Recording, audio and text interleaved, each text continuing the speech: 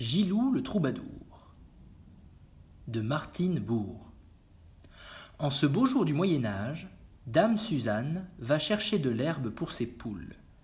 C'est une herbe spéciale qui sent la réglisse et qui éloigne les poux. En passant devant l'église, elle aperçoit un paquet. Oh, un nourrisson! Au Moyen-Âge, dans les villages, les familles pauvres abandonnent les bébés à la porte des églises. Mais Dame Suzanne n'a pas le temps de s'occuper d'un bébé. Pourtant, le petit se réveille et pleure. « Tu dois avoir faim, toi. Je ne peux pas te laisser ici. Allez, je t'emmène. » C'est comme ça que Gilou arrive à la ferme. « Vite, on va traire la chèvre !» La voisine apporte une corne de vache pour le biberon. Quand le bébé a le ventre plein, il s'endort dans le panier. Mais pour Dame Suzanne, les ennuis commencent. Les semaines passent. Comment travailler dans les champs avec un bébé qui a tout le temps faim et qui pleure si fort? Alors, tous les voisins aident la fermière. Dame Régine garde Gilou pendant le printemps. Elle installe le bébé à côté d'elle. Et pendant qu'elle tricote, elle chante de jolies chansons qui font rire le garçon. Un beau matin, Ganelon, le forgeron, emmène Gilou dans son atelier. Ici, ça cogne et ça craque. Quel spectacle! Et les gros chevaux amusent le bébé. Ces petits cris calment les animaux. Alors, Ganelon garde Gilou pendant tout l'été. Puis, c'est Olivier le charpentier qui garde le bébé jusqu'en hiver. Tic-toc boum, tapeti tip-tap, tic-toc boum.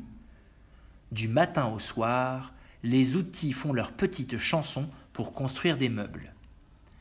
Quand Dame Suzanne vient chercher Gilou, il commence à marcher. Elle coud alors un joli bonnet pour protéger la petite tête du garçon. Gilou se promène partout dans le village. Voici l'été qui revient. Gilou a 3 ans. Maintenant, il donne le grain aux poules et aux oies. À 5 ans, il arrache les mauvaises herbes du jardin. À 7 ans, il est assez grand pour garder les moutons. Et Gilou part avec son troupeau, tout seul, autour du village. Un jour, il conduit ses moutons entre les collines.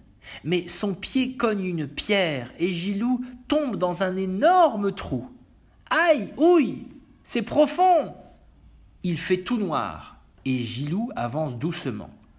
Le tunnel s'enfonce sous la terre et Gilou marche longtemps. Il mange le petit morceau de pain qui est dans son sac. Fait-il jour? Fait-il nuit? Le garçon s'endort contre un rocher. Quand il se réveille, il continue son chemin. Tout à coup, ça grimpe. Il fait de plus en plus chaud. Ça sent le bois brûlé. Et il voit une petite lumière. « Au secours! Il y a un diable dans la cheminée !» Gilou sort du tunnel par la cheminée. Il est dans la cuisine du château. Tout le monde se sauve en hurlant. Le petit monstre, qui a très faim, attrape les saucisses, les tartes et les pâtés de hérisson. Il se régale avec les gaufres, il goûte les confitures et il boit le cidre. Après ce délicieux repas, Gilou glisse sous la table et il s'endort. Mais les gardes du château attrapent le garçon.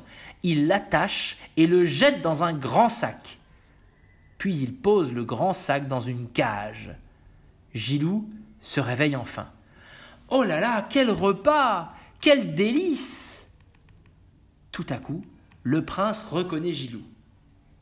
Il délivre le garçon et il nettoie son visage. Vous voyez, ce n'est pas un monstre, c'est un garçon du village. Il habite chez Dame Suzanne et il chante tout le temps.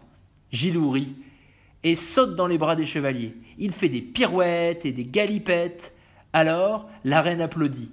Gilou sera le troubadour du château. Mais avant, il faut prendre un bon bain chaud. Aujourd'hui, c'est une nouvelle vie qui commence pour Gilou.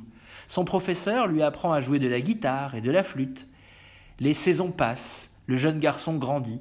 Il écoute son maître et il apprend très vite.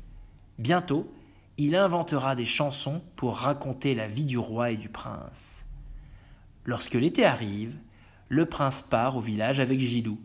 Les habitants entendent les chansons du garçon. Ils sortent pour applaudir et fêter ce nouveau troubadour qui chante et danse si bien.